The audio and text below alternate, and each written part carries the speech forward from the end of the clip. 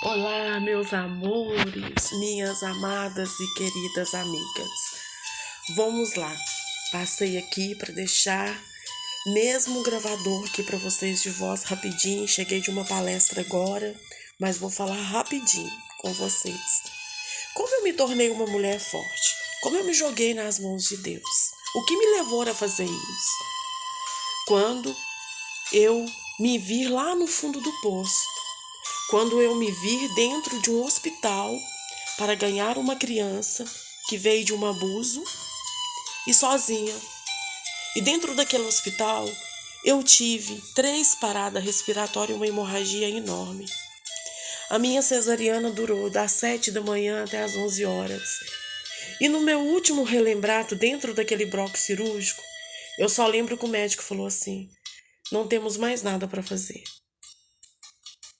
Depois eu acordei no CTI e foi uma cesárea muito complicada, muito complicada. Mas ali eu conheci Deus de verdade. Ali foi que eu pedi ao Senhor: Senhor, tem misericórdia de mim. Me ajuda. Se eu sair dessa, eu nunca mais vou sofrer na mão de homem nenhum. Mas eu não sofro mais. E eu prometi aquilo para Deus.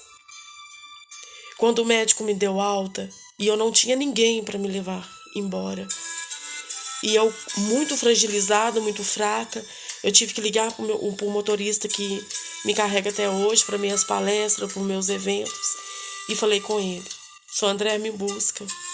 Da mesma forma que eu fui sozinha, eu vou ter que ir embora sozinha. E ele: não, com todo prazer. E ele me buscou. Eu cheguei em casa, eu estava com uma infecção seríssima do hospital, que eu estava fedendo. Dentro de 2 dias eu fedi. Mas vocês não têm noção, tanto que eu estava fedendo, que eu me retornei para o hospital com 2 crianças pequenas. A Sofia, de 2 anos e meio, e o meu Miguel, abençoado por Deus. E o meu filho, Bruno, do meu lado, só me olhou.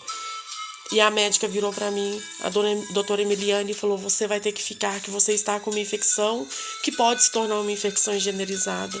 Eu falei com ela: eu não posso, doutora, porque eu tenho esses meninos para tomar conta. E o meu marido me largou sozinha. Eu estou sozinha com o meu filho.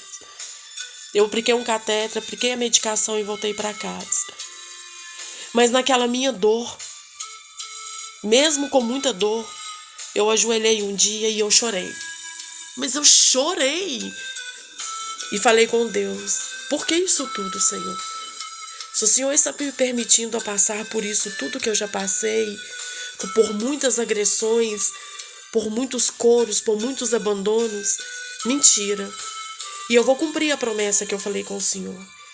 E eu fechei meus olhos e deixei o silêncio da noite falar.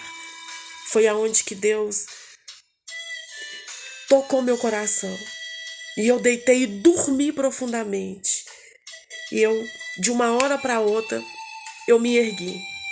Eu tive uma recuperação muito boa, que assustou até os médicos. E com 1 mês e meio, eu já estava a me movimentando. Com 2 meses, eu já estava trabalhando. E eu lembro que eu levantei e eu não tinha nada dentro de casa para dar para os meus filhos. Eu não tinha uma gota de leite devido ao processo da cesariana, devido à transfusão de sangue que eu fiz. Eu não podia amamentar por causa da minha anemia profunda que me deu. E eu cheguei no Tavares, na minha cidade, e falei com ele: Tavares, me dá o resto das suas verduras para me dar meus filhos. Ele: você, Patrícia, me pedindo isso? Eu falei: é. Eu estou assim, assim, assim. Ele falou: não, mas eu não posso fazer isso. Eu falei: eu estou te pedindo, por favor, me dá, porque meus filhos estão passando fome. Eu andava 2 horas a pé. E eu ia lá, separava no meio daquela podridão as verduras melhores, lavava, chegava em casa, colocava de molho e fazia uma janta excelente para os meus filhos comer. Ele me dava pão que não vendia, pão que ele tinha que trocar na padaria, bolo quebrado, e eu levava para os meus filhos. E um dia eu estava à missa, eu resolvi ir à missa, e eu conheci um grande padre, o padre Felipe. E eu fui me confessar. E falei com ele: padre, eu passei por isso, isso, isso. E eu prometi para Deus que eu nunca mais vou sofrer. E ele teve compaixão de mim. E era um retiro. E ele me convidou para ir para esse retiro trabalhar. Eu andava 3 horas e meia nesse retiro, para ir para esse retiro trabalhar. Ele me pagava naquela época R$ 80 por dia. E eu limpava bastante cômodo, bastante quarto. Imagina o que é um retiro. E eu limpava tudo sozinha, porque eu precisava daquilo. Mas ele me dava a cesta e ele me pagava ainda. Ainda assim começou a pedir doação de roupas para mim, para os meus filhos, de móveis, mobiliou minha casa toda e eu trabalhando aí. Teve um dia que ele pediu para mim fazer uma comida e eu fiz. Ele, por que você não faz isso para vender? Eu falei com ele, porque eu não tenho mais condição de fazer. E eles me arrumaram o dinheiro. E eu comecei a fazer de novo os meus salgados. Eu vou estar relatando aí como que eu comecei a fazer os salgados em outras palestras. E eu comecei a entrar novamente no mercado. Mas aquilo eu tive uma força muito grande. Eu lembro uma vez que eles pararam para almoçar. E era meu terceiro dia lá, no retiro. E eles me chamaram para almoçar. E eu falei, padre, depois eu vou. Mas porque eu não tinha marmita. Eu não tinha comida para comer. Então como que eu ia sentar no meio deles para almoçar? Eu não tinha o que comer, eu não tinha o que levar. Aí eu me ajoelhava perante o Santíssimo e conversava com ele. Que um dia eu ia ter. Mas que eu ia ter muito, que eu ia mudar a minha vida e a vida dos meus filhos e a vida das pessoas que precisavam de ajuda. E o padre estava percebendo aquilo e me deu um prato de comida. E aquilo para mim, eu chorei. Porque até então ninguém nunca tinha feito isso por mim. Ninguém nunca tinha me tratado com tanto carinho e tanto amor como eu fui recebida naquele retiro. Como eles me tratavam naquele retiro, com muito amor, com muito carinho. E foi nesse sofrimento que eu me joguei perante Deus, foi que eu me tornei uma mulher forte. Gente, eu não tinha nem chinelo para ir para o retiro, tá? Eu ia com um chinelo de uma cor e um chinelo de outro. Eu não tinha nada. Eu dormia no chão com os meus filhos, porque eu não tinha. Mas isso também nunca me deixou para baixo, não. Eu sempre estudava um caso, como que eu ia sair daquela situação com os meus filhos. E eu sempre pedia para Deus, Senhor, me torne uma mulher sábia, me torne uma mulher forte. Mas eu só me tornei uma mulher forte quando eu comecei a olhar para dentro de mim, quando eu comecei a me dar valor, quando eu comecei a colocar Deus em primeiro lugar na minha vida, quando eu comecei a julgar as minhas dores, os meus sofrimentos, os meus escuridão, os meus obscuros perante Deus. Quando eu me desabafava com Deus, com mais ninguém, era eu e Deus, Deus e eu. E eu deitava e dormia, no outro dia eu me amanhecia forte como uma rocha, mas muito forte mesmo. E cada faxina que eu dava, eu me levantava mais. Cada cesta básica que eu ganhava, eu era mais forte. Cada vez que eu ia naquela lata de lixo e que eu pegava aquelas verduras podres, que a minha mão ficava fedendo podridão, e que eu chegava lá em casa e lavava tudo e dava para os meus filhos, eu falava com Deus, um dia eu vou contar isso para todo mundo. Um dia minha vida vai se tornar diferente, porque eu vou ser diferente. Não foi fácil de eu sair de tudo que eu passei, mas eu me pus forte, eu me pus valente, eu olhei para mim. Eu não olhei por aquela pessoa que me julgou naquela situação e me deixou naquela situação. Não, eu olhei para Deus, porque eu sabia que o Senhor estava cuidando de mim. E por que eu descobri que Deus estava cuidando de mim?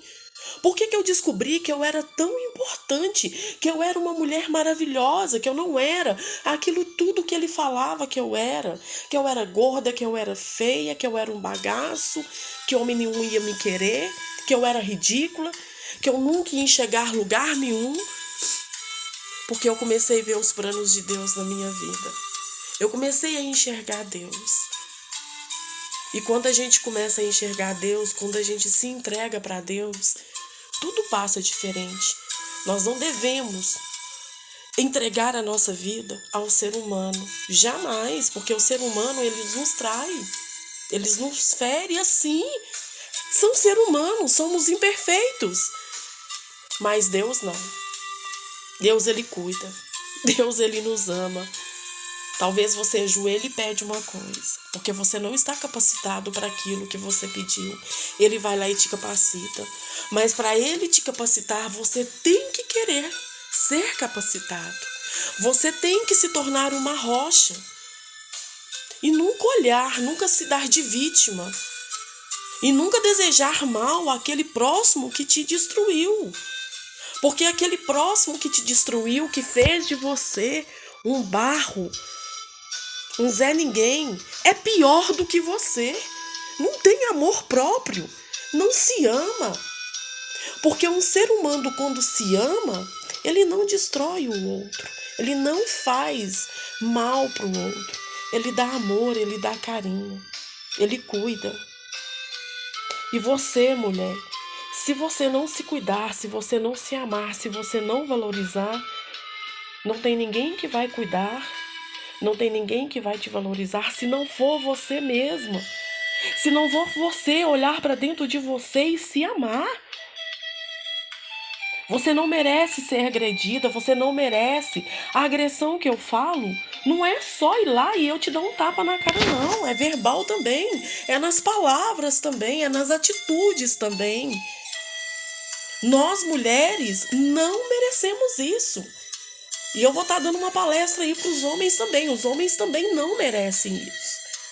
Temos que sentar, conversar, nos expor. Olha, você está me machucando. Eu não aceito você fazer isso comigo. Eu não faço isso com você. Hoje, se vocês me perguntar, ficou cicatriz? Graças a Deus. Ficou cicatrizes grandes. Mas que me tornou uma grande mulher, que me fez uma mulher forte, uma mulher ponderada, que se hoje um homem chegar perto de mim para me machucar, eu vou colocar ele no lugar dele. Não só homem, qualquer pessoa que chegar perto de mim para me machucar, eu não vou machucá-lo, de espécie alguma que eu vou maltratá-lo. Eu só vou falar com ele: opa, espera aí, meu querido. Aqui não. Não te dou o direito de falar e nem fazer isto comigo, porque eu não estou fazendo isto com você. Sou filho de Deus, semelhante de Deus, igual você é. Então me respeite e tenha o mesmo amor e carinho por mim que eu tenho por você. É difícil sair de um relacionamento, porque a mulher, ela está machucada, a mulher, ela está frágil. E ela não sabe a força que tem dentro dela. Ela nem sabe aonde que ela pode chegar. Mas o homem que está do lado dela sabe. Ele sabe assim. Você sabe por que ele sabe? Porque ele quer destruí-la. Ele é covarde com ela. Ele tranca ela dentro de casa. Ele não deixa ela se arrumar. Ele não deixa ela se aparecer lá na sociedade. Mas por que ele faz isso? Porque ele sabe que se aquela mulher descobrir o que tem dentro dela, ele sabe onde que ela pode chegar. E ele sabe que ela vai tampar o quê? O brilho dele. Tanto verso homem, verso mulher. Não falo só para os dois lados. Aí tem muita gente que me pergunta assim: mas eu estava casado. Depois que eu larguei fulano ficou assim, assim, assim. Claro, o que foi investido lá atrás? O que você fez para essa pessoa ser feliz? Qual foi o seu tratamento? Qual foi o seu amor? A vida, ela nos dá muitos sinais, mas somos tão mesquinhos perante os sinais que a vida nos dá, que nós não veja. Nós não estamos nem aí pelos sinais. O primeiro tapa que você ganhar, você não pode sentar o segundo. O primeiro abandono, você não tem que permitir o segundo. A primeira traição, você não tem que permitir a segunda. Porque se você cortar o mal pela raiz, nada vai para frente. Você tem que ir lá e podar. Mas podar mesmo, eu tenho filho. O seu cônjuge não quer saber se você tem filho. O seu cônjuge não quer saber se ele está destruindo uma vida. O seu cônjuge não quer saber, ou a sua cônjuge não quer saber, se você está se sentindo bem dentro daquela relação daquela maneira. Olha, quando a vida começa a nos dar o sinal, é momento de nós parar. Parar para olhar cada sinal que a vida nos dá. E o sinal vem nas atitudes, vem no falar, vem no atrasar, vem não atender o telefone, vem ao mentir. Isso tudo é um sinal de Deus. E Deus, Ele nos mostra. Mas nós somos tão pequenos, tão miseráveis, que nós não enxergamos.